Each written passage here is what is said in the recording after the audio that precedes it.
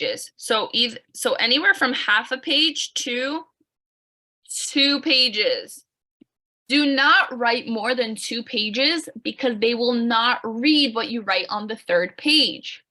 But what do we know? You guys should write a little bit more than half a page, right? You should aim for 2 pages.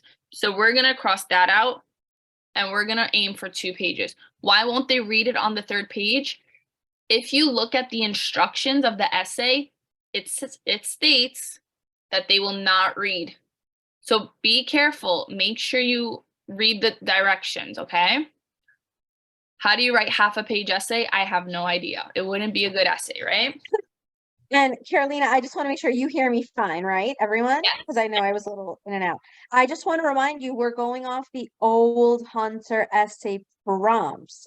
So the way that the actual prompts work is the first 25% of page 1 is dedicated towards the prompt. So the actual question is going to take up a quarter of a page, the prompt. Then they give you lines paper. Everyone hears me, right? Carolina, yes? Yeah. Then they give you we're going off the old Hunter essays. So there's no guarantee this will happen, but this is how it used to be. So page 1 has about 5-6 lines dedicated to the prompt. So then they give you lines paper. Do not skip lines. Everyone hears me? Say yes. Carolina, they hear me, right? Yes, we hear you. Do not skip lines. No one. Are we skipping lines? No. Okay. You also have to make sure that, thank you, Hansel. That makes me happy. Okay, so I just want to make sure it sinks in. So you need to write with all the space they give you. So they give you about a page and a half to write. So you can't skip lines. And in the past, you had to write. We would advise about 4 paragraphs. So when we tell you 2 pages, remember the first about quarter to half a page of the first page is the prompt. So you have to write with the rest of your essay with that space. Don't forget that piece, okay? Again, we're going off old essays. There's no guarantee this will happen again. We're just going off historically how it is, okay? Okay, guys. So why can't we skip lines? I also, we're going to talk about last year because last year they had a graphic essay. It was an image essay and you have to write about a picture. We will talk about it, but let's talk about how it's been and then we're going to talk about how it was. We're going to go through multiple variations right now. Okay, Carolina, keep going. Robert, if you skip lines, you're just giving away free space to write your essay, and they won't look anything past those lines, or that's how it was in the past. So do not skip lines. Do we skip a line in between paragraphs? No, do not skip any lines, okay? Indent just enough to show that it's an indentation. Don't indent super long. Okay, the writing essay tests for 3 main things. And this is information I got straight from Hunter's website. So pay special attention to these 3 things, okay? They test for reading comprehension and your writing clarity. What does that mean? They want to make sure that you understand what the prompt is asking you, and they want to see that you can show that you show your understanding of the prompts by writing a clear and focused essay. So you want a focused and clear essay. What does that mean? You are not going to ramble on and you're not going to be vague. You're going to be very specific to the prompt. Okay? Don't get off track. Exactly, brevity. How clear your writing is? Exactly. How many sentences are in a paragraph? Some have 5, some have 10, right? It's totally up to how much you put into that paragraph. Second thing that they will test for is your curiosity about the world. And this is how they can test what you really know outside of school, right? They're going to see how you approach learning in everyday situations, right? If they ask you to write about, I don't know, a piece of art or something, they're going to see how you look at art in the world, right?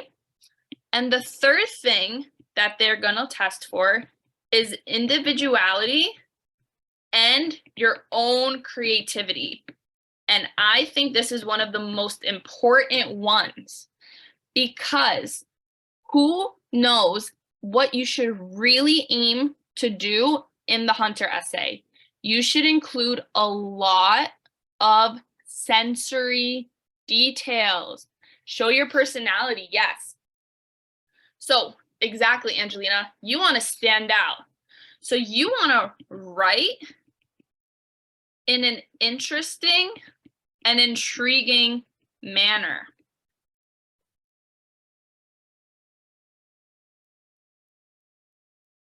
How many of you have heard of this phrase? Show, not tell. You guys have, right? What are some ways that you can show and not tell? Use the five senses. Good, that's one way. The five senses.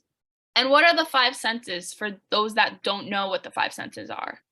You can And write it up. everyone, if you check the chat box, I'm copying and pasting from the Hunter website so that we all go through right now so that we are all on the same page. I will answer the prompts as they come in so Carolina can keep going, but I'm taking it from the Hunter website. I just want to be very clear. Every single year outside of last year, every single year, Hunter had an essay prompt. They gave you 2 pages. The top of the page had a prompt, and you had to respond to the prompt. Last year, there was a visual essay. It's called a graphic essay, which we will discuss.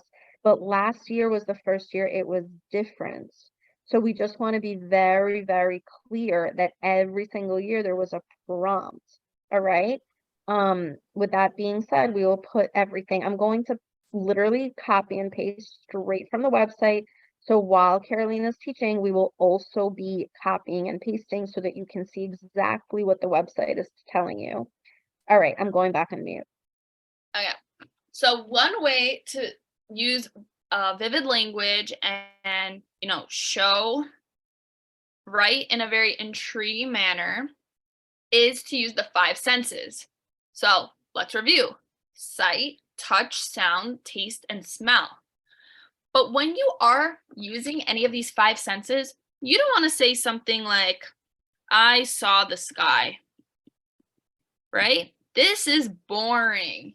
How can you make something like the sentence, I saw the sky, more intriguing? Type in the chat box right now. How can we make that sentence way more creative? I saw the sky.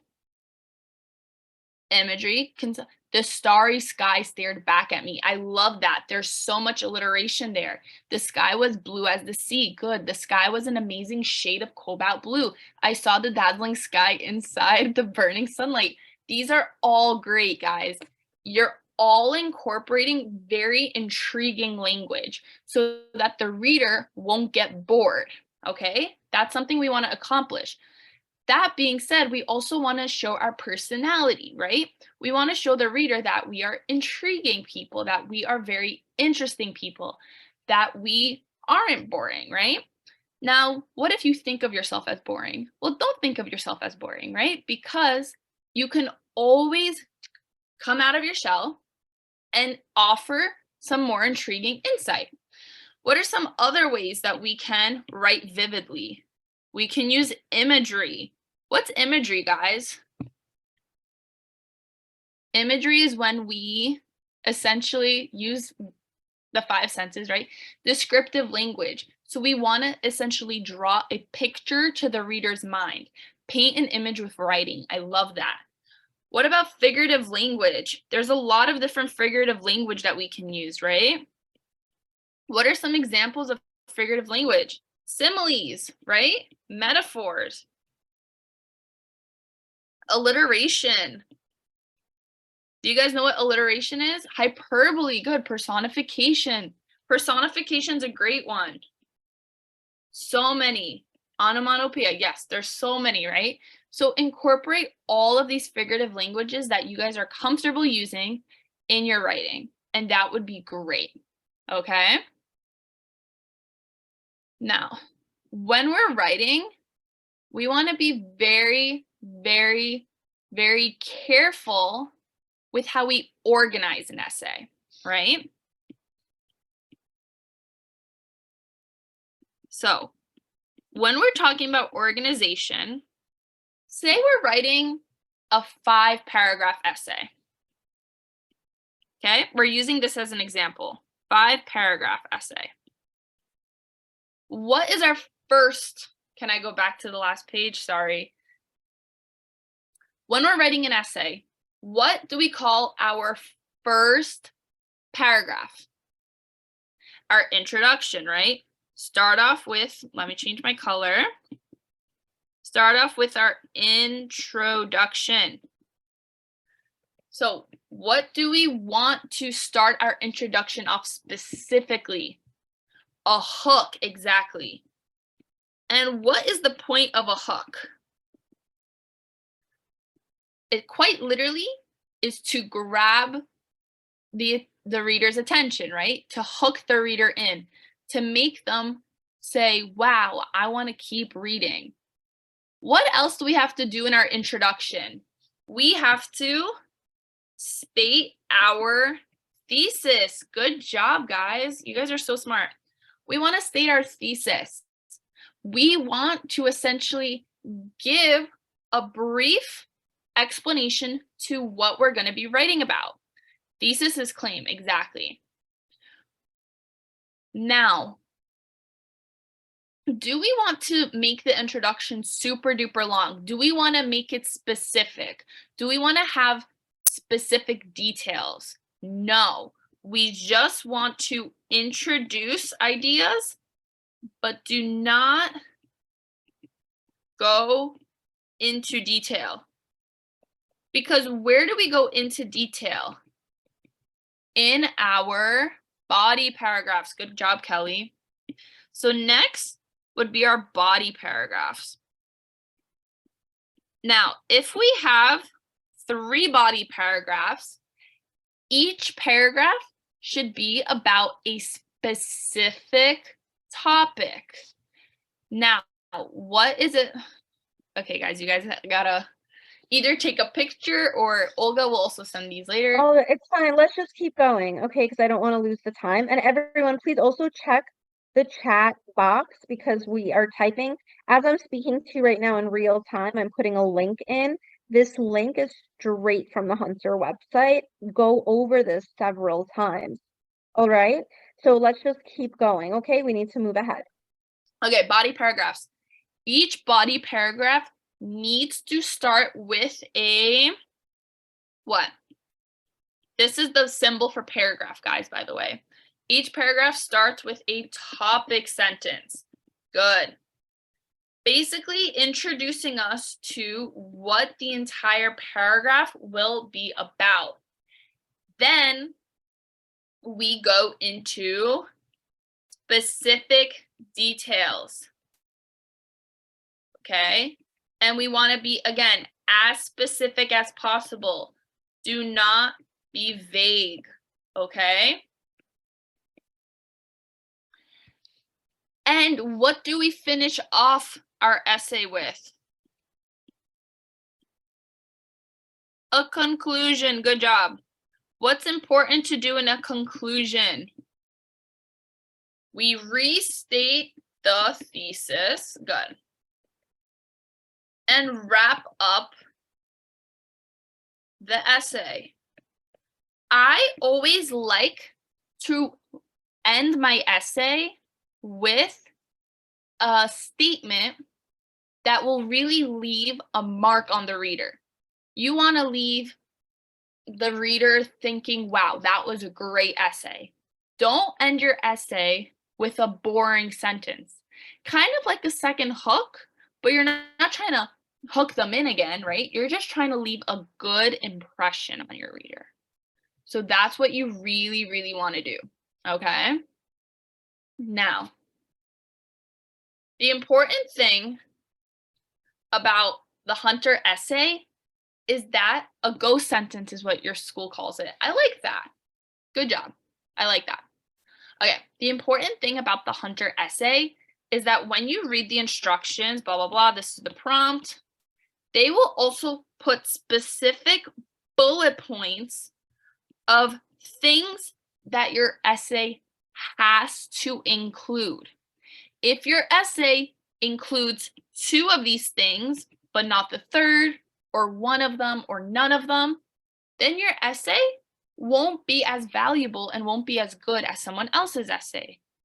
So you want to make sure that you're targeting every single bullet on that list.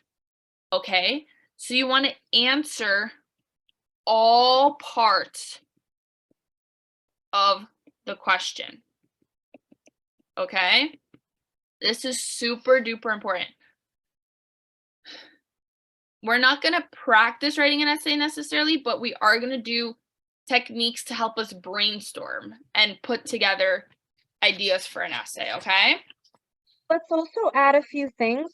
This is not going to be a computer-based exam in terms of you're actually going to get a piece, unless you have accommodations, of course, but you will be expected to write your essay out by hand. So everyone, I just want to reply to that as well. This will be something that you are, for the most part, handwriting unless you have an accommodation. Yep, exactly. Okay. Can we write an essay as a class? We'll do something similar, but we won't write the entire essay as a class, okay? So, what do I want to go over right now? So, we went over vivid language, right? So, using show not tell, using imagery, using the 5 senses, very descriptive language. Okay. What else did we go over? We went over the structures of the essay. Now I want to do a little bit of grammar. And specifically, I want to focus on some transition words. Transition words are really effective in writing because they do what? They specifically connect and relate ideas, sentences, or paragraphs. Okay? And they allow everything to flow better throughout your essay. We don't want any abrupt stops. We don't want the reader to be confused why you're switching from one idea to another. Okay, we want everything to flow really, really well. So there are specific types of transition words, and we divide them into categories. Why do we divide them into categories? Because we can connect similar ideas, we can elaborate, we can contrast ideas, right? We can emphasize things. And that's why we have different types of transition words. So the first category of transition words are when we're adding on ideas. So what are some transition words that show that we are adding on information to an idea? And also, good job, I see what you guys are writing. Additionally, along with, good. Furthermore, yep. And there are more, right? However is not one of these. Essentially, good. Moreover is good. These are all transition words that show that we are stating 2 ideas that are connected. So let's provide an example. Let's say I said, let's see. I woke up and I felt like I was really hungry. And then furthermore, I went and made breakfast, right? That's two things that are connected by the same idea, essentially, right? Okay, let me read what you guys are saying. How many paragraphs for the new and old essay? It's going to be up to you. Do we need a transition word for the end of a paragraph and the beginning? It depends on the type of paragraph, and we're going to get into that a little later. Okay. Someone asked if first, second, and third are transition words. And yes, they are. Those are transition words that show order or sequence. So, first, second, third, all of these are types. Good. Next is also one. What about finally, lastly? Good. In the end? Good. In conclusion? Good. Okay. What about example transition words?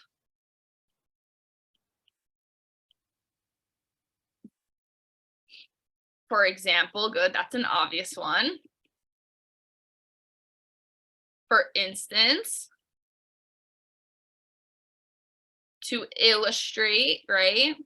Such as. Okay. What else? What about if we're showing results?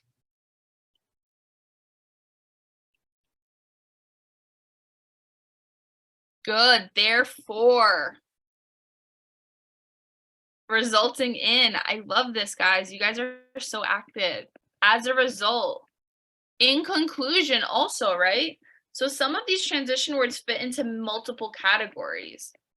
Consequently, overall, hence why, good. All of this is good. Moving on. What about contrasting? Ooh, this is a good one. Because this is not going off of the idea that two things are similar, but rather that two things are different.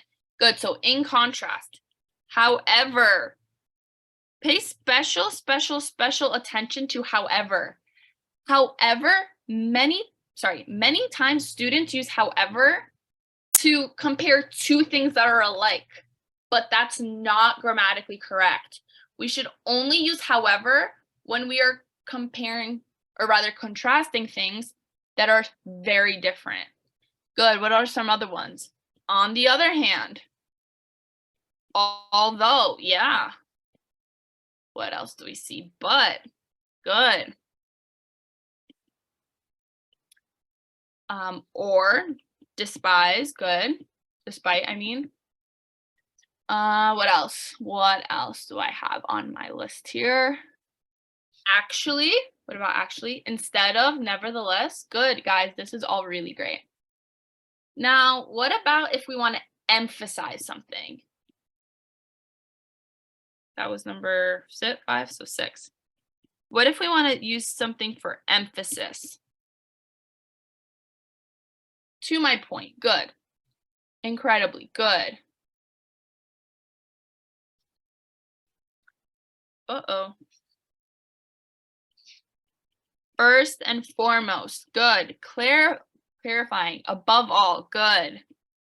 All of these are really good, guys. Extremely good.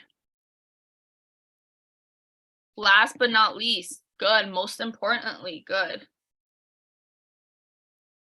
All of these are really good, guys. Are you guys more comfortable now with transition words? Are we able to write? I want to take 1 minute, and I usually do this at the end, but I feel like I should do it now. I just want to thank Carolina for doing this because there are 190 Hunter prospective test takers and participants. Yeah, And I'm happy. Makes me I happy. really just want to say thank you. Thank you No so much, problem. everyone. So we will give Carolina a proper thank you at the end, but I felt like we should kind of do it halfway in. Let's keep going. Oh, let's just add quickly, Carolina, add that we put a comma after all of these.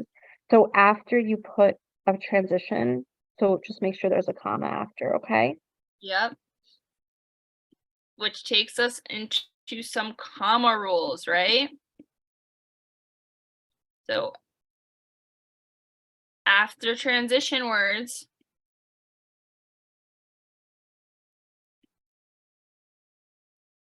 always use a comma.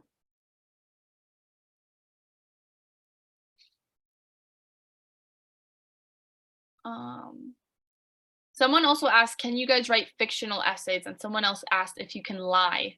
As long as your essay makes sense, they're not gonna come and check, right? But always, as long as your essay is clear and focused, then that's all that matters, really. Okay. Yeah, I just want to straight up say, yes, you can lie, you can make it up. It's literally a story. Fiction, totally fine. Whatever you need to do, okay? Please make sure the vocabulary is good, variety of this is not some kind of polygraph or truth detector. None of that, okay? Creative, essay, vivid, imagery. Everyone say yes. Yes. Okay, keep going. Yes, good job, guys. Okay. Okay, so I also want to go over some comma rules. Now, when we use comma rules, when we are combining clauses, and how many of you guys are familiar with what clauses are? Like independent and dependent clauses. Oh, wait. Yeah, okay, good. Yeah, clauses are separate ideas, and we have independent and dependent clauses. And when we're talking about clauses and commas, it gets a little tricky sometimes when we combine them, okay? So there's two ways that we can combine clauses, okay? Do you capitalize the letter after a semicolon? You do not. Okay. So, hold on. Combine clauses using conjunctions. And yes, I'm gonna provide examples. Okay. We can also combine using semicolons, yes. So let's go into clauses first. So I'm actually going to go onto a new page. So we have two different types of clauses.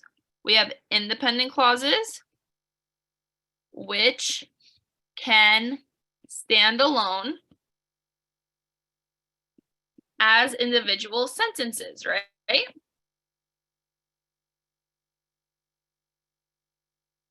But we also have dependent clauses. And what is important dependent clauses? These cannot stand alone.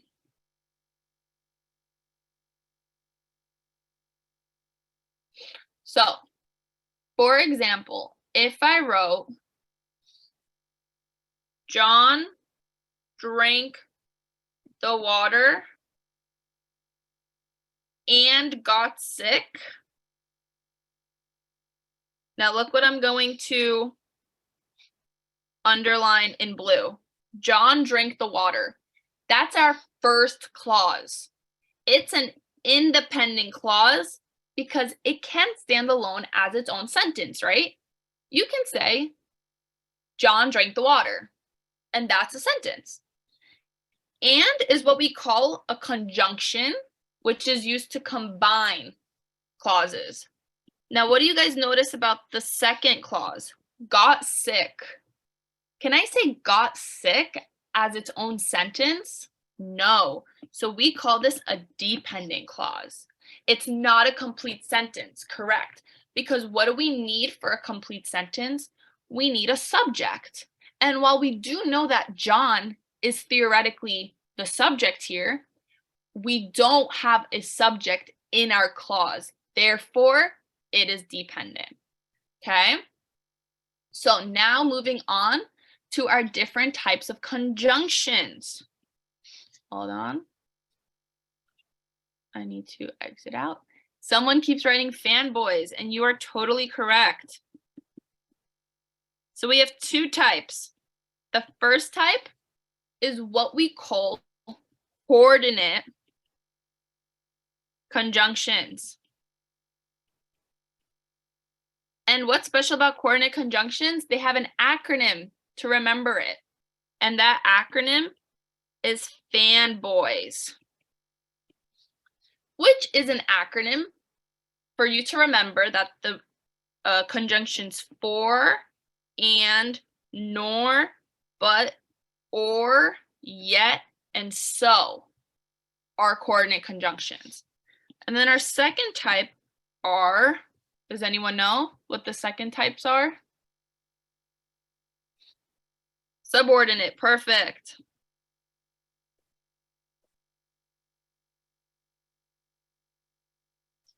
And this is a whole bunch of other conjunctions.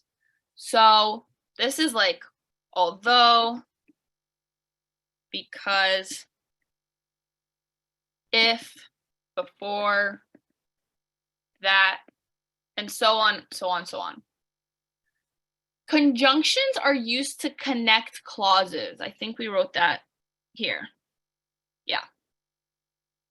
So we use conjunctions to combine ideas, essentially, right?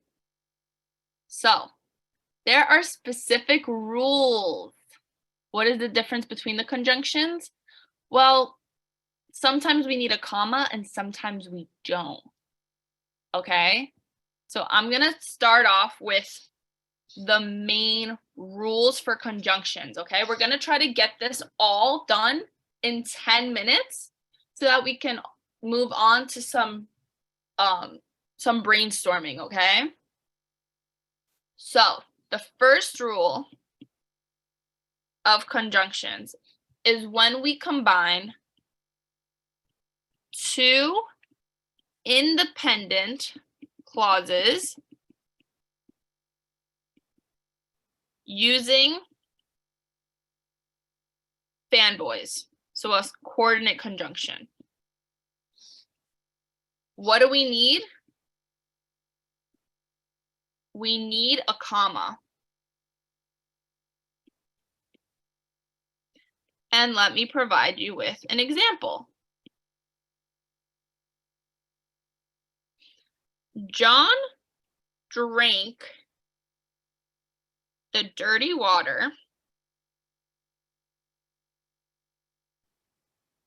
comma, and he got sick.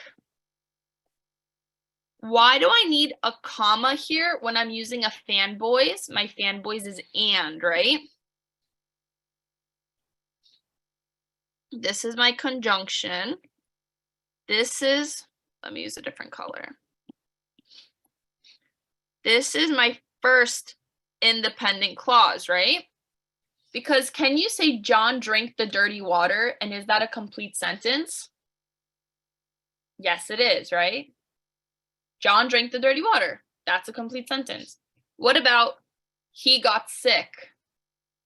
Is that also an independent clause? Yes, it is.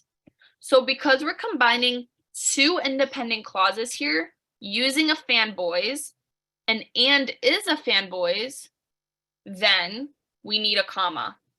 This comma right here. Good? Take a picture, take a screenshot, whatever you need to do. Now we're gonna move on. Why is there a comma? Because that's the comma rule. When you're combining two independent clauses with a coordinate conjunction, you need a comma. Okay, next rule. Combining,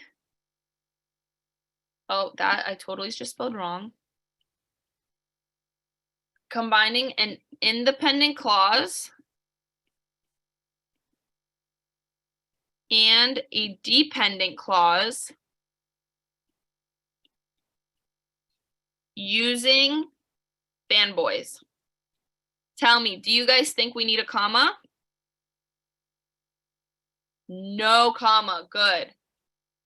No comma. Let me provide you with an example, similar to the first example.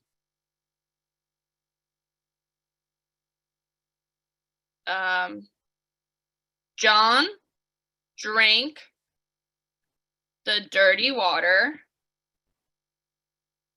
and got sick. Do you guys see how this one differs from the other example? What happened to my second clause? Is it independent? No, this is dependent.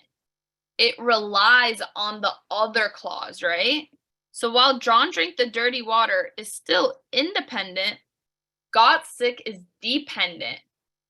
This is still our conjunction, but what do you guys notice? We don't use a comma here, okay? Moving on. Take a screenshot, take a photo, whatever you need to do. Oh. Third rule. So we're done with coordinate. We're done with fanboys. Now we're going into subordinate. So when combining any clauses, so any type, using a subordinate conjunction, do you guys think we need a comma?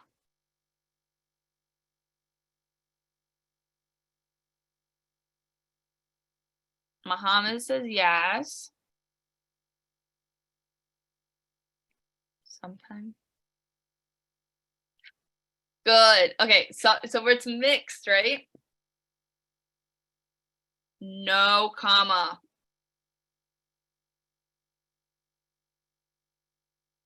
Let me provide an example. John drank the dirty water. We're just loving John today. John drank the dirty water because he was thirsty.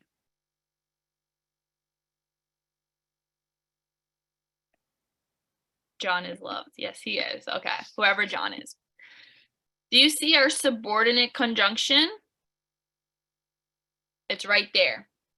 Do you guys see the two clauses? What's the first clause? John drank the dirty water, right? That's our first clause. Second clause, he was thirsty. We're combining it using a subordinate conjunction.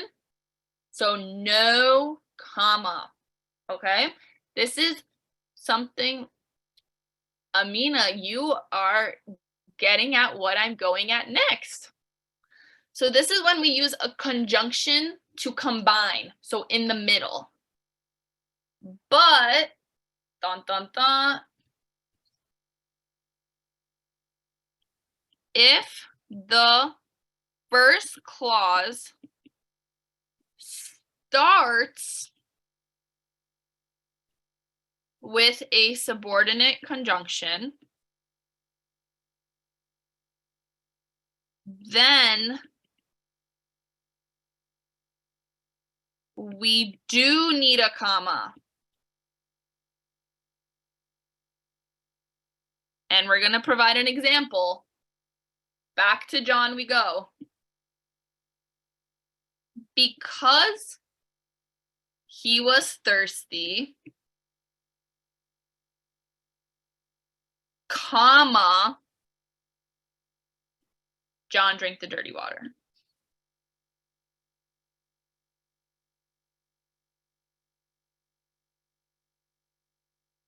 Do you guys see how this one differs from the last one?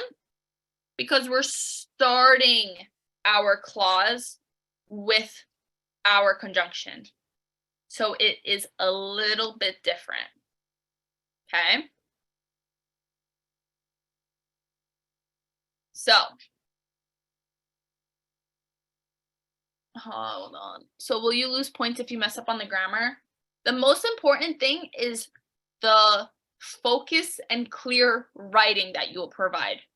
But it's always good to have good grammar. It will definitely benefit you. Okay, 2 more grammar rules. We can combine two independent clauses using what? If we don't want to use a conjunction. If we don't want to use fanboys.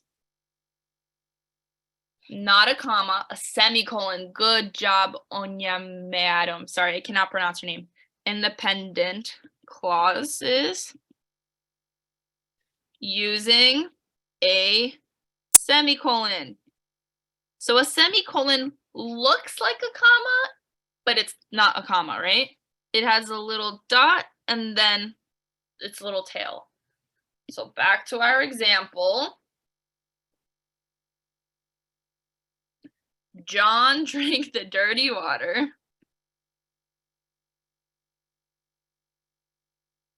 Semicolon. He was thirsty. I have no idea why John drinks so much dirty water. Exactly, Aubrey. It shows that we are not ending the sentence because there's something following, right?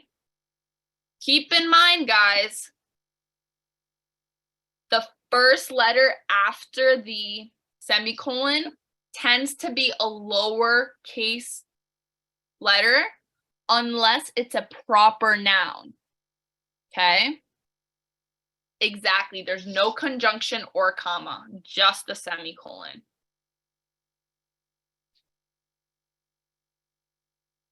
When should you use a semicolon? Whenever you think it's appropriate. And the last rule.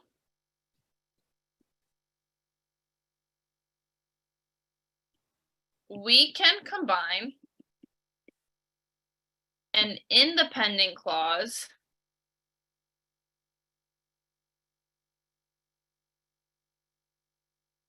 and a dependent clause using what? A colon. Good job, Emma. And what does a colon look like? Can you guys write in the chat what it looks like? Good job, exactly. So it's just like this. Okay, example. Let's see. Should we go back to John?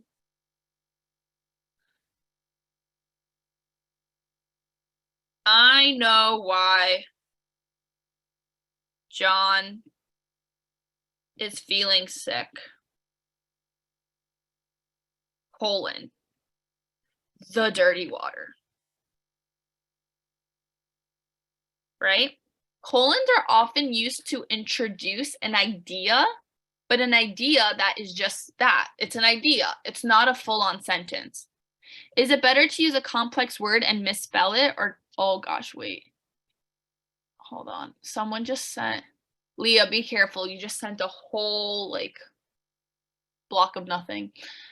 Is it better to use a complex word and misspell it? Don't use words that you don't know what they mean, and don't use words that you're going to completely butcher the spelling, because then the reader won't understand what you're saying.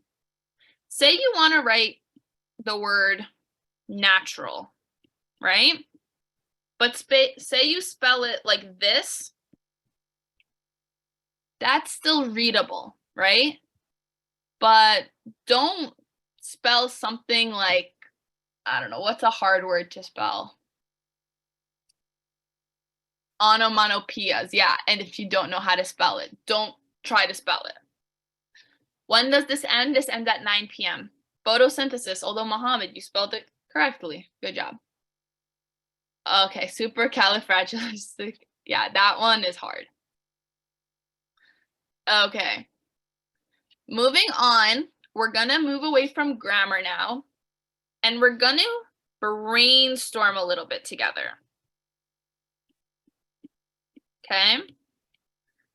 So I'm going to give you guys 5 topics that Hunter actually put on their website and Francis put in the chat earlier. And these 5 things, over the course of the next 2 days leading up to the exam, I want you guys to have an answer for all of these. And why do I want you guys to have an answer to all of these? Because that way you guys can go into the exam on Wednesday and have an idea of what you guys could possibly write about. So let's start. I want you all to pick 3 adjectives that describe yourself. What are 3 words that you would use to describe yourself? If I had to pick 3 adjectives to describe myself, I would probably say energetic, empathetic, and caring. Someone said hyperactive, intelligent, humble, and honest. Good. Artistic, kind, and energetic. Good. Okay, now the next thing I want you to do, you have these 3 adjectives. Why did you pick those 3 adjectives? You need to have either a story, a specific moment that you thought of, a specific trait, maybe a hobby, that would describe why you picked that. So Matthew picked funny. Well, how would you write an essay describing that you're funny? Maybe you can provide a specific joke that you said. Maybe you can vividly describe how one time you went to a comedy center and maybe you heard a comedian and that inspired you to start comedy by yourself. Maybe you can describe how one time you told a joke and the person listening was laughing so hard that tears came floating out of their eyes, right? I want you guys to be able to tell a vivid story given these adjectives. Would the adjectives have to be positive? Can it be neutral? Well, think about it. Say I'm reading your Hunter essay, and I'm reading an essay where you're describing yourself to be boring, sleepy, and I don't know, mad all the time. Do you think Hunter wants to admit a student with negative traits? Yeah, it's also me sometimes, right? But an interesting essay is going to be an essay where you talk positively about yourself, right? So that's why you would pick 3 positive traits. Okay. What about, let's say, if I asked you guys, who is someone you look up to? And this was actually one of the essay prompts that it was in 2004. Someone said, Hunter asked the students to describe their everyday superhero. So a lot of you guys are saying your mom, right? Why would you guys say your mom? Do you guys have a story that you could think of? Maybe a specific moment? Maybe a specific action? Your mom is always there for you, yeah. She leads you everywhere. Your coach, that's a good one. So Cheng Guan brings up a good point. A lot of people would either write about their mom or their dad. That's totally fine to write about your mom and your dad. But again, what's the most important thing to remember? You have to write a very vivid and descriptive essay. So you wouldn't write, I look up to my mom.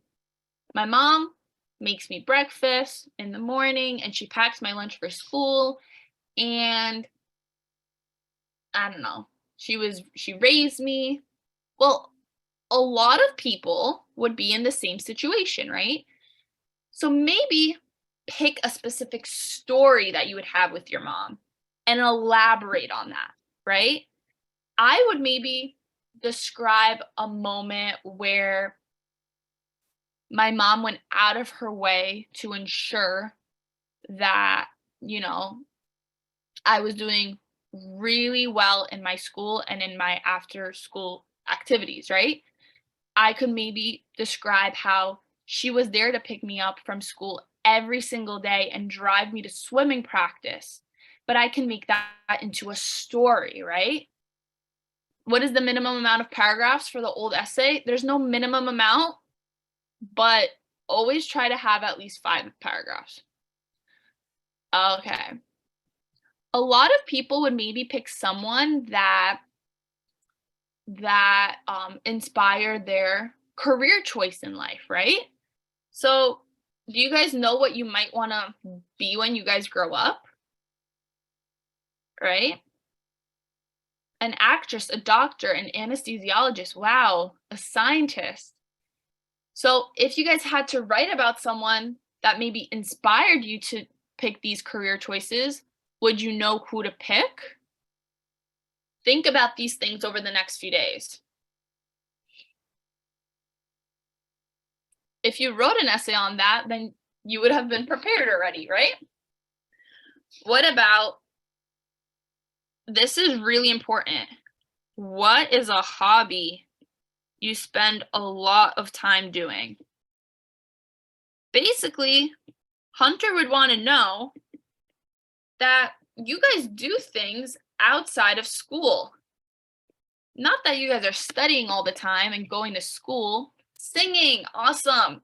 Well, maybe you can write about a time where you performed in front of a huge crowd and how you had, so much anxiety before, and that your palms were sweating and you had chills all over your body and your breathing became super rapid and you came out into the black stage where you saw nothing, and suddenly a sparkling spotlight came on you, and all of a sudden you saw that there were thousands of people in the crowd, and then all of that went away and you flew into a groove and you pretended that the audience was wearing their underpants, and so on and so forth.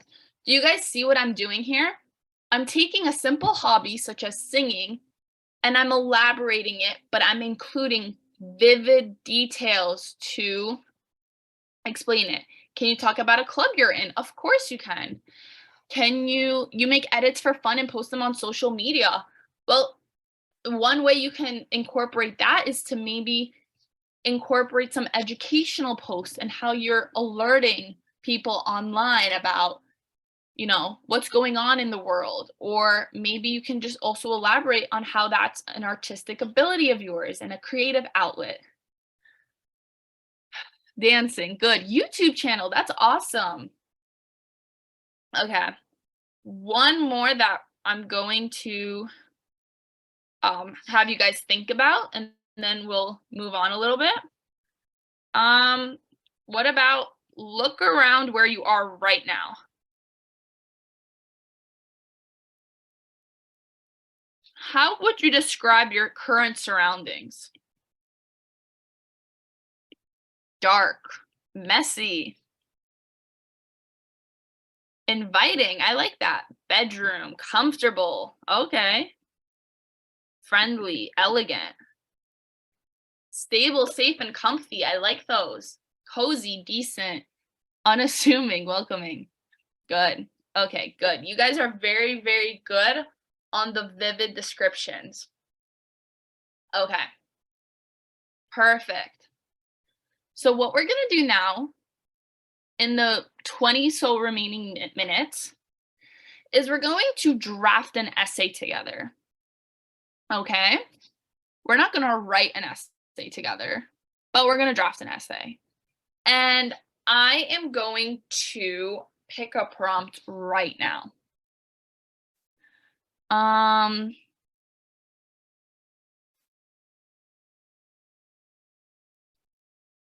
Sometimes you guys get a choice.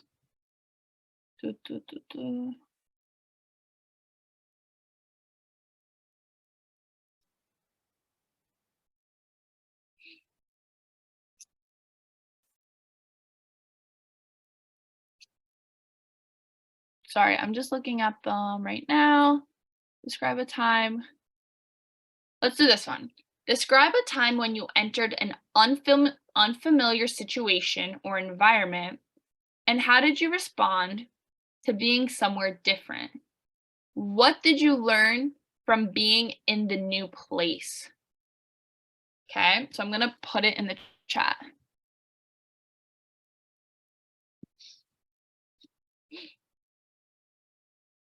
Yes, I'll go over what happened last year. Okay. So a time when we entered an unfamiliar situation. So let's say I was starting my introduction. And also let's agree on a place. How about we pretend that we're an incoming student into a new school? Yeah, there we go. So we're going into a school where everyone pretty much knows each other already, but we're the new kid. Okay. So in the chat, I want you guys to write a hook that we can start off with. So we're a new student starting at a new school.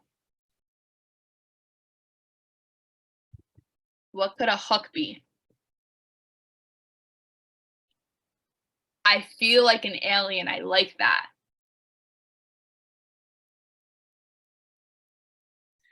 But if we're writing about a time in the past, so let's write in the past. I felt like an alien. The reader's going to think to themselves, what? What alien, right? Faces, laughter, look, stares, gossip. Where do I fit in? I like that. Eyes staring on me. I walk down the hall. Have you ever been in a place with so many people, but yet feel so lonely? Good. My palms start sweating and my arms formed goosebumps as I step through the doors of my new school. These are all great, guys. I know you're all writing something in the chat and I can't read it all, but these are all good. The halls were filled to the brim, ready to trample me. I like that, right? That's emphasizing how many kids are in the school. Okay, I felt like an alien. Okay, well then I'm going to go into my thesis, right? In, let's say, maybe something like, in September of 2021, I was the new kid at the school, right? And let's pretend that I showed up at the school in like a super colorful outfit and I didn't know that there was a uniform and that it was a white top and navy bottom pants. How could I vividly describe that? How would you guys write that? Type it in the chat. I stuck out like a green thumb.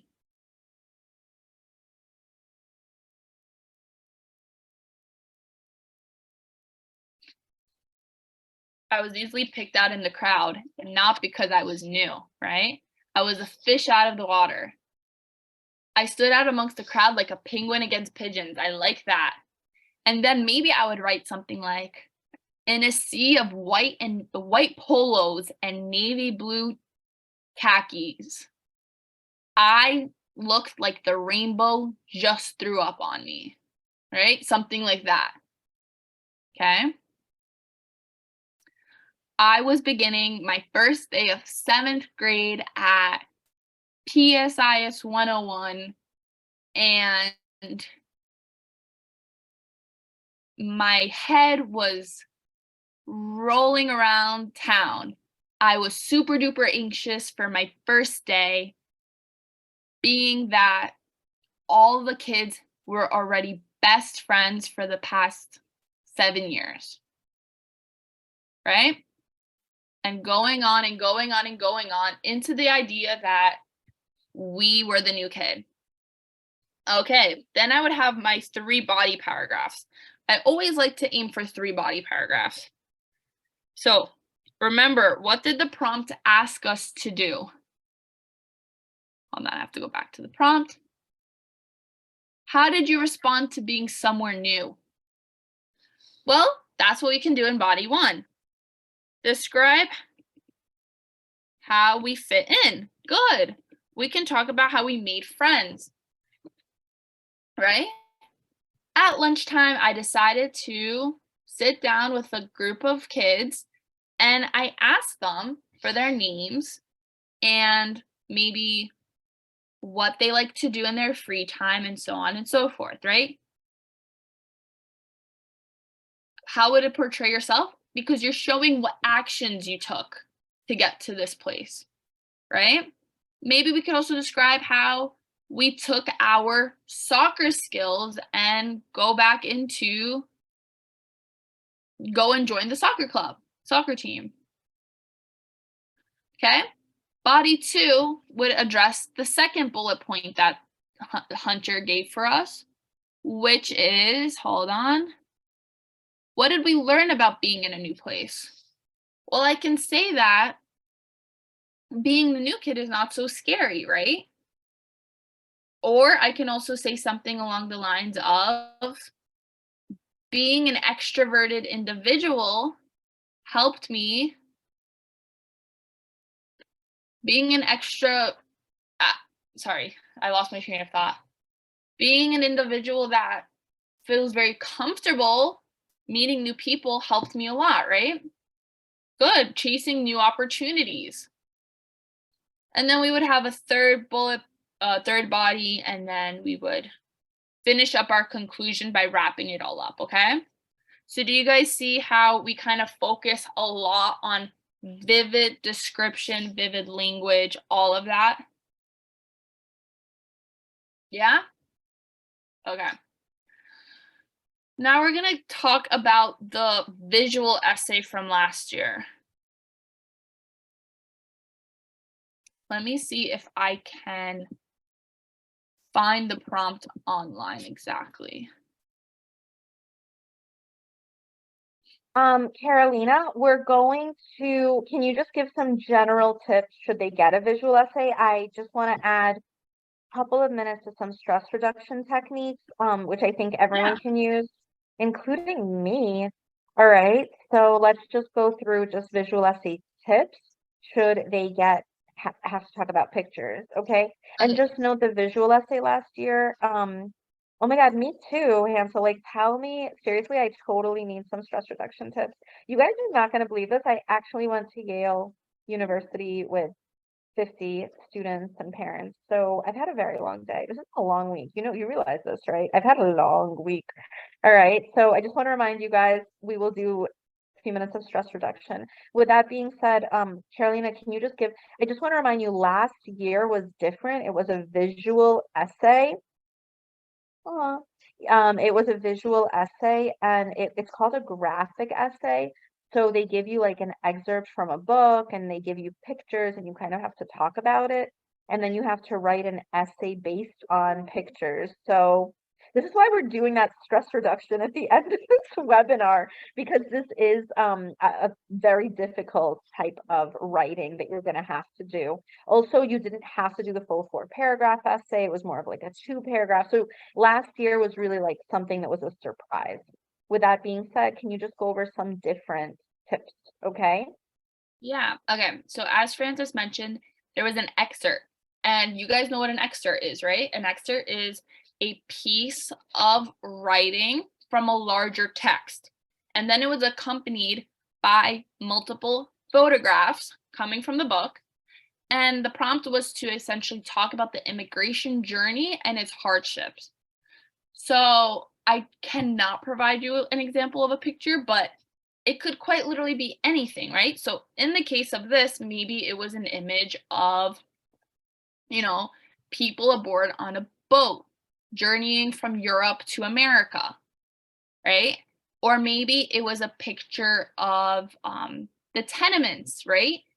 When people immigrated here, they lived in very crowded apartments, right? Where there was like 10 plus people to an apartment. So what we had to do last year, and I didn't take this test, but what students had to do was they had to talk about it. So what would be some good things to do?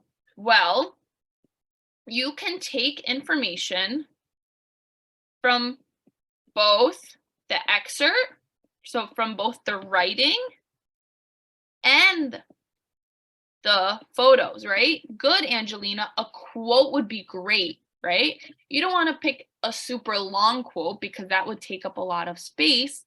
But if you were to include a quote, what should you do? You should always elaborate on the quote. So if you quote or paraphrase, exactly, you should elaborate and provide analysis. Good. So if we say something along the lines of, I don't know, say that the quote was something along the lines of how a lot of people were getting sick, right? You can elaborate by saying that was a hardship because many people were dying and, people were weak. They couldn't work easily. They felt very fatigued. Okay. What else? If we're talking about a picture, what do they say? What's that popular quote? That a picture is worth 1,000 words. Exactly, right? So we can quite literally focus on so many different aspects of the photos. So say that there is a photo of people living in these tenements. Not only are the tenements very crowded with many people, the people look very fatigued and very skinny. Then also, the tenements are filled with bunk beds and maybe they're filthy, right? They're dirty. That's already 3 things that we can elaborate on. So try to focus on themes within these photographs and elaborate on them. And again, when we elaborate, we want to use vivid imagery. So say that these photographs were colored. We can incorporate so much use of color, right? If we want to talk about the senses, right? We can really elaborate on, what we see, but maybe we can envision how they felt, right? If they're crowded, we can say that they're packed like sardines, right? Similarly to how we might be packed on a subway, right? So yes, bad sanitation conditions, exactly.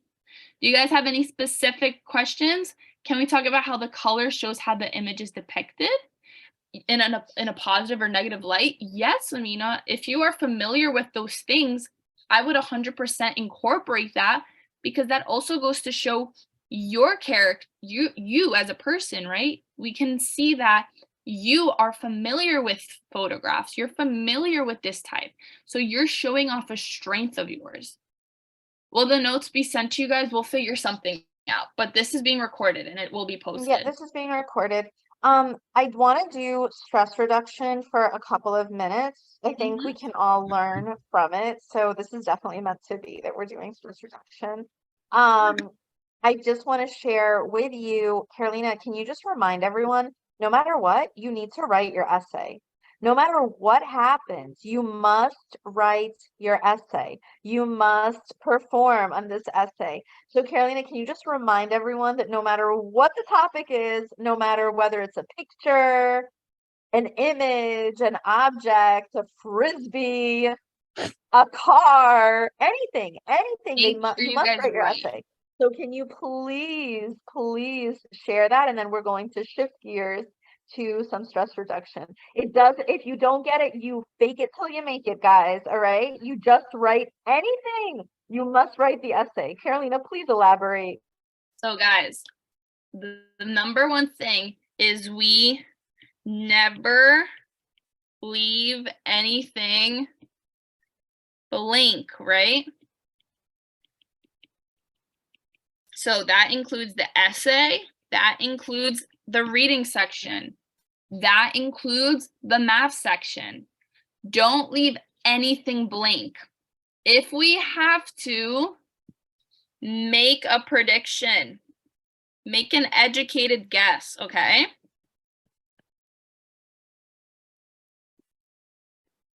Say you're stuck on a question and you don't know what the answer is. What are some techniques you can do? You can star the question, right? So you can come back to it. You can just guess for now and leave it till later. You can fold in your paper so that you know to come back to it. Good.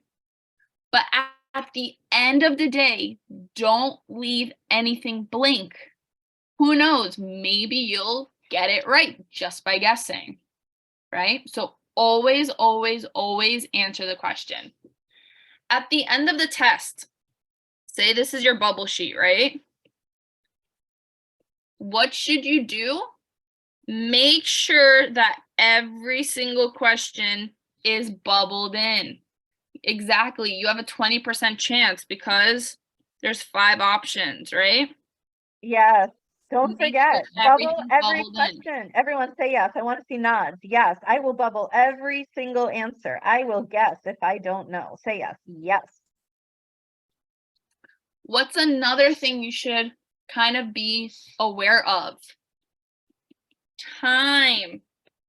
How much time do you guys get for this exam? Do you guys know? 180 minutes. That's 3 hours, right?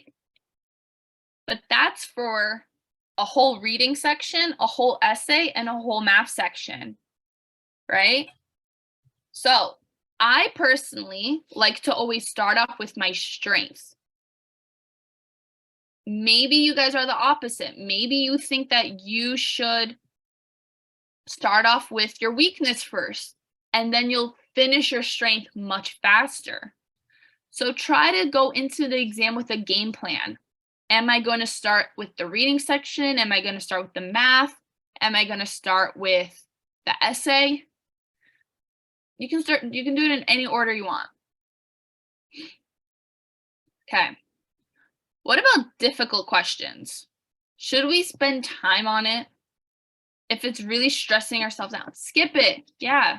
Chances are, if you go on to questions that you are more familiar with, you'll have time left over to go back and check on that question again, right?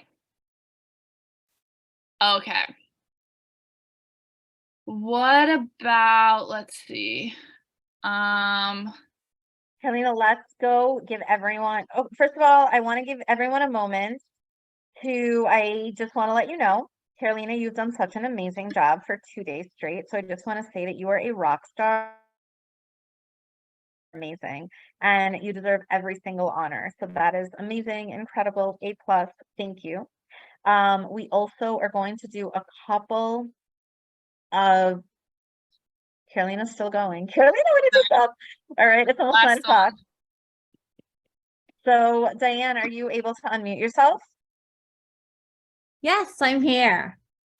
Oh, Hello. good evening, everyone. Thank you. Diane, wait, Diane, hold on. I'm putting you on spotlight. Good. Yes. Can I I'm add also going to spotlight or stop replace sharing spotlight? for now. I'm replacing spotlight. Hello, everyone. Guess where Diane's child goes to high school? You're going to be very impressed, everybody. Guess where? Guess where Diane's child goes to high school? Who wants to guess?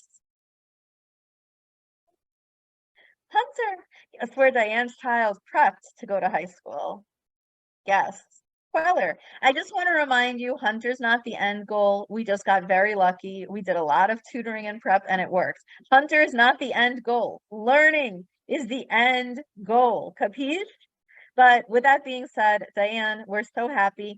So do you want to wish everyone good luck? Because they're about to take the Hunter test. So do you want to have a moment where Kyle just wishes everyone good luck? What year are you in right now at Hunter? My 3rd year, and I'm enjoying it very well. The Wow, community, that happened fast. yeah, it goes by really quickly. I still remember when I was in like your position, like prepping for all of this and like feeling those same emotions. But I feel like with Kweller, I was like really consolidated on that. What is your best 1-minute advice to everyone who's going to sit for this exam? What's the best mindset advice for this test? Well, first of all, know that you're well prepared going to Kweller. And I felt that like taking the Hunter test felt easier after I had known that I'd prepared for like all the months coming up to that. And I would also say, like in the test when you're like on a difficult question or something, just remember to stay calm all the time. If you can't answer the question, as Carolina said, go to a different question, come back, and then approach it with a better mindset. And I think that'll really benefit. So I just want to say thank you so much for giving us your wisdom. This year we need your mom for stress reduction because this year Hunter has just thrown us into a tailspin entirely because they're giving us 45 days, 30 days to register. Like everything has just been in such a rush post-pandemic. So we need some really clever stress reduction. And I'm going to be listening very carefully. I could really use some stress reduction techniques. Carolina, Maros, everyone in the group. We need to learn some stress reduction.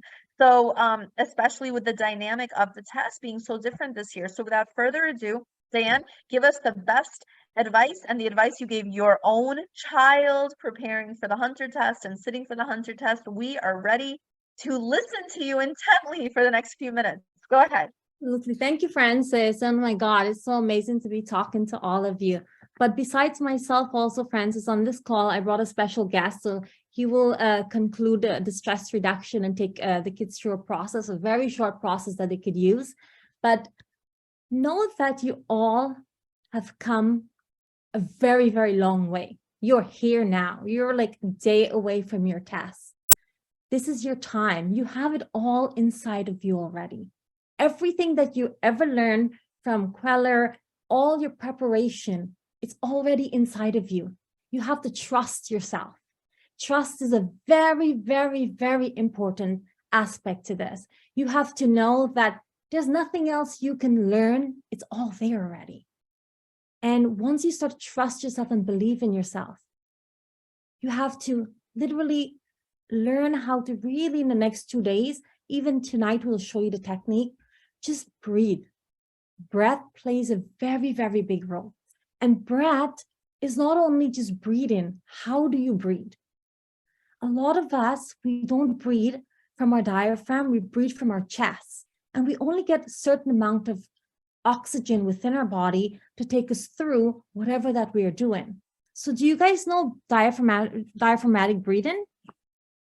By show of hands?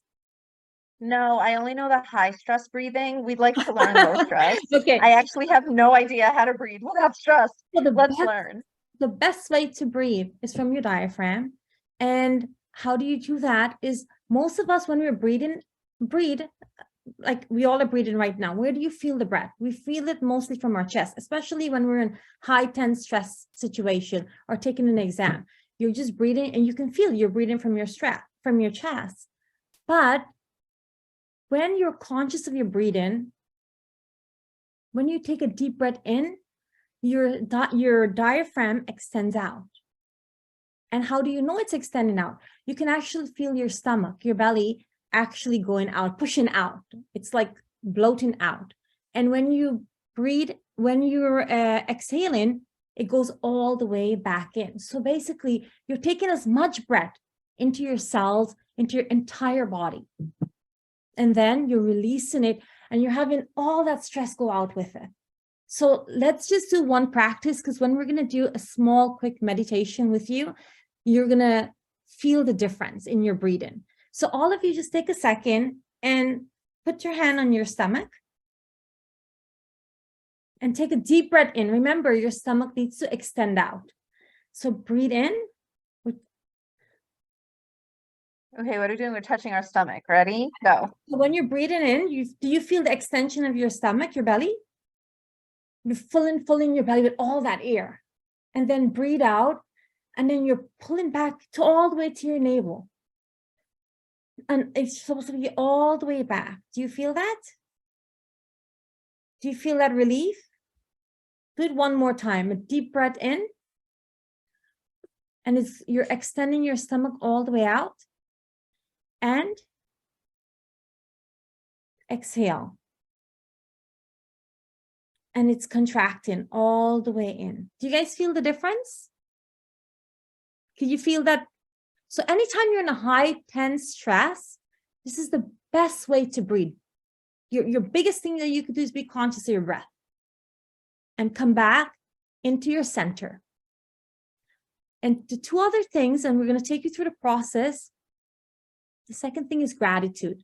Just think of one thing to be grateful for. When you're in a place of gratitude, you can release stress instantaneously. Think of one thing that you could be grateful for this moment. And think if you can be stressful in the same moment. Can you? Can you be in gratitude and stress at the same time? You can't. So anytime, even while you're taking the test, just one thing you can think of to be grateful for. Be conscious of that. And then the third thing is knowing that you've got this already. Just sit there for a second and visualize yourself that you've got this. You have prepared yourself for the last few months, for the last few weeks, that you've put the time in. It is your time. Now you are in this place and you're seeing yourself finishing this. And how does it feel to you? Power of visualization is very, very amazing. That feeling that I'm done with it. And like Francis said, the test is not a be all and end all. It is the process that you've done this, and your learning is going to continue on for a very, very long time. So these three things together, it's a triangle. And you can think of it as a triangle. And I'm going to bring on, Ashwin, are you there? Yeah. I am, So yes. this is my partner, Ashwin, and he actually was a former monk. And for 19 years, when he was 13 years old, he became a monk.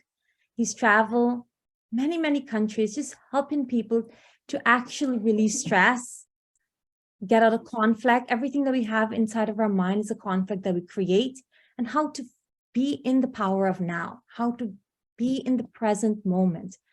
Ashwin and myself have done meditations like this at the United Nations. We've done it for presidents, the president of India. We've done meditations all over at Harvard University, at Columbia University.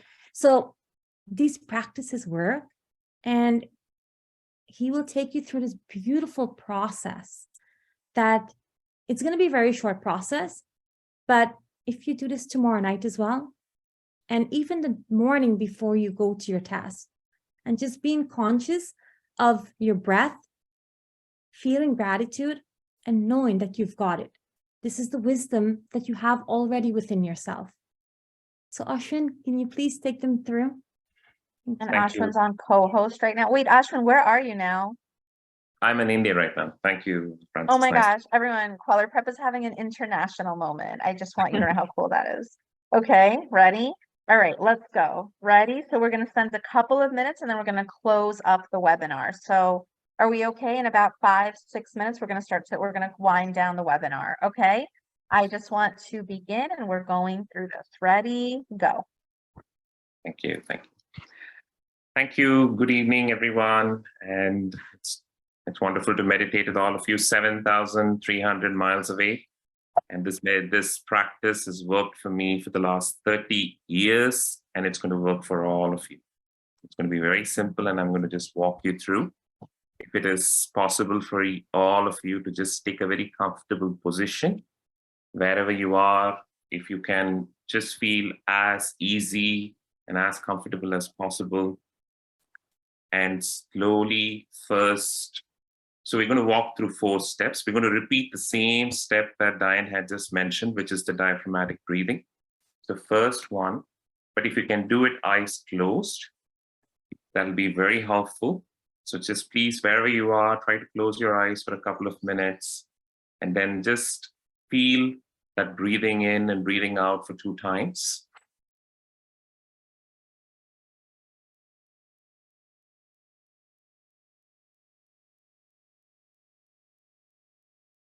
And every time you inhale, imagine the sensation near your nostrils, the cold air entering your nostrils and the warm air coming out.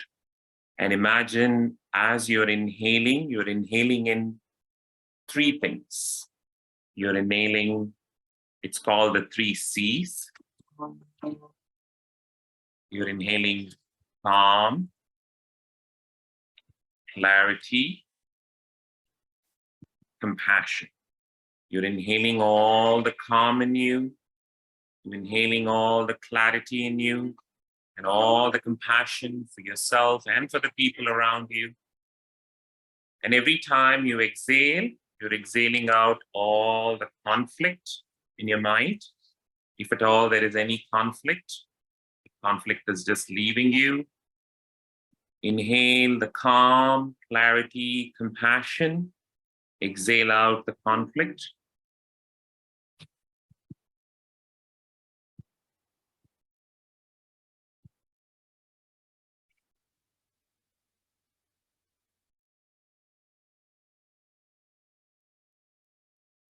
That is step number 1. Step number 2, let us take a few moments to be grateful for anything that has happened to you just today. It could be something that happens every day. It could be something that specially happened today. A moment where someone was nice to you, someone was kind to you. It could be your parents. It could be your teachers. It could be this webinar. It could be your friends. Take a couple of moments. If someone was just nice, someone did something which made your day easier, that one good meal you could have, or that one help you could get with your studies, just feel a sense of gratitude where you just thank them from your heart and just tell them, thank you so much for what you have done. It means so much to me. Just feel that gratitude and send them the energy, wish them the best. As they want you to do your best, you wish them the best in their life, wherever they are. If it is your mom, wish her the best of health and happiness. If it is your dad, if it is your teacher, if it is your brother, your sister, just send them all the best of gratitude. Wish them the best. We are all one on this planet. We are all interdependent. Our success is connected to everyone's success. As they all are doing good, we do good in life. Just send them all the gratitude. Feel the gratitude filling your heart. As you feel that sense of gratitude, we will move to the third step, which is the step of vision. In this place of vision, the test that is coming up, whatever you're going to be doing in the next 2 days, you're going to do something cool right now. You're going to visualize as if you've already done that.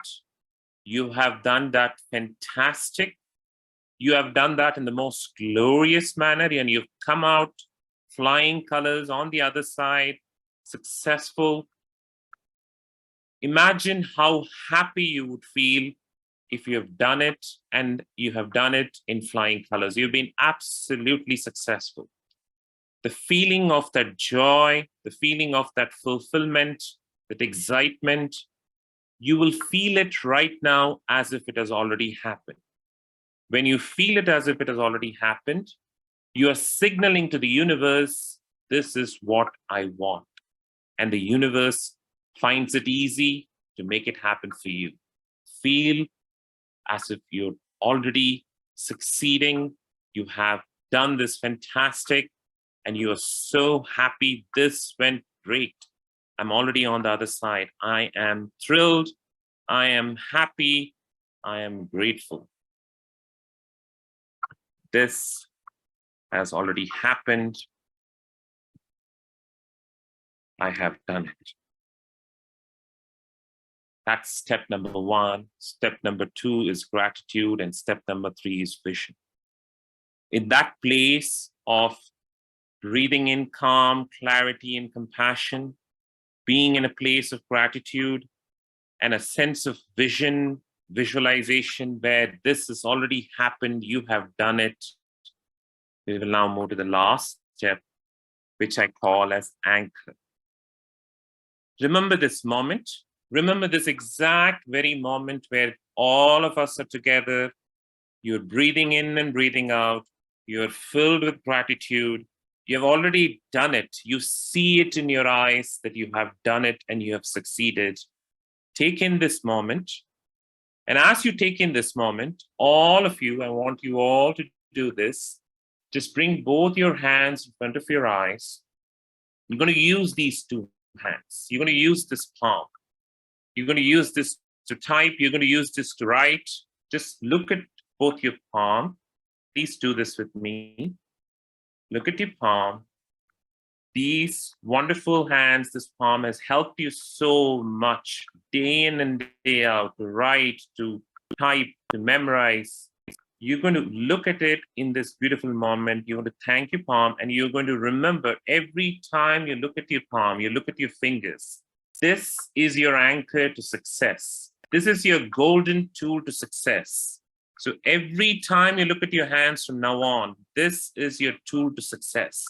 You have this gift, and the moment you look at it, the moment you use it, you are on a fast road to tremendous success and happiness. So this is your happy anchor.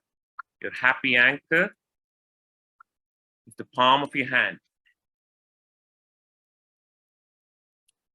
Look at it, feel it, and you are never alone. Breathing, gratitude, vision, and you have these two hands to rock and to create the life that you're meant for. And life is going to be beautiful. Just feel it. And in that place, take in a deep inhalation and exhalation once more.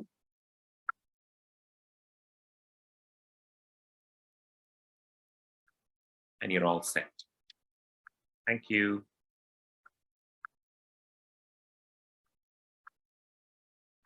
Thank you, Ashwin. Thank you so much, Francis. And thank you, everyone. Good luck to everyone. You guys got this.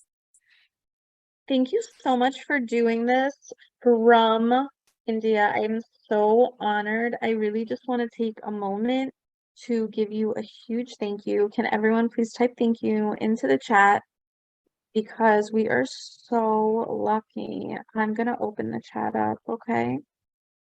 Here, let's open it up. Let's type thank you to Carolina. Thank you to Ashwin. Thank you to Diane. Thank you to every single person. You're not going to believe this. This is our very last webinar before the Hunter Test. Good luck. Oh my gosh, check this out. Oh, I love you guys. Thank you. Thank you, everyone. Thank you for writing. Thank you. You guys know all the work that goes on behind the scenes to make this happen, right? You know that. Oh my gosh, look at all the thank yous.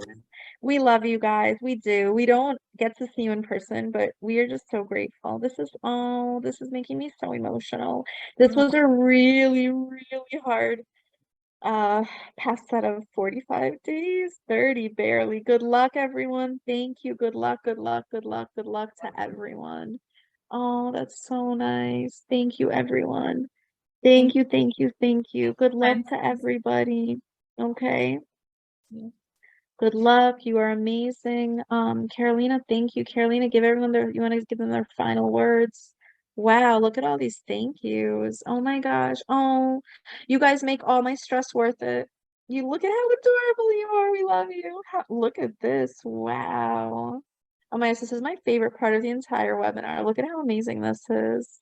Everyone, thank you. Ashwin, thank you for doing this. Thank you to everyone. Good luck. It's not about the test. It's about you being confident and you being confident test takers. Wow, look at everyone. We're so proud of you. All right, let's say good luck, Carolina. Good luck, everyone. Oh my gosh, Good look luck, at how guys. kids are. Sleep well at work, and thank Okay, you guys are totally worth it. That's it. This is amazing. Look at how gorgeous this is. Oh my God, that is so nice. I'm so happy. I'm actually recording this. This is amazing. I love this. This is amazing. Thank you, everyone. Thank you so much. Carolina, thank you for doing this. Every single student here. Thank you so much. Oh, what a special moment. You were amazing. Okay. Thank you. All right, we're good. Thank you, Diane. Thank you. Good luck, everyone. Good luck. Good luck. Good luck. Good luck. Good luck. Oh my gosh, this is my favorite chat ever. Good luck, everyone. Have a wonderful evening. Good luck, good night, stay relaxed, stay calm. Good luck to all of you, okay? Good luck, everyone. Just remember, we are very proud of you. Do the best you can. It's not about the test. You are amazing. Thank you. Oh, this is such a beautiful moment. Oh, that's so nice. Thank you to everyone. A lot of behind the scenes work, okay? I'm very proud of you. Thank you, everyone. Bye, everybody. Bye, everyone. Bye-bye. That's it, everyone. Good luck, good luck, good luck. Good luck, good luck, good luck. Don't forget, sharpen pencils. Don't forget. Good luck, good luck. So nice. This is so nice. What a beautiful, gorgeous closing moment. So nice.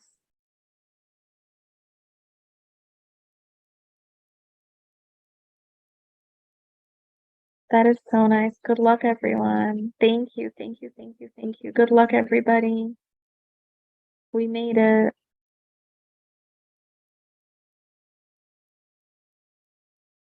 Good luck, everyone. Good luck, good luck, good luck, good luck, good luck.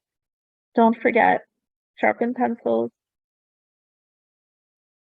Good luck. That's it. Bye, everyone. We made it.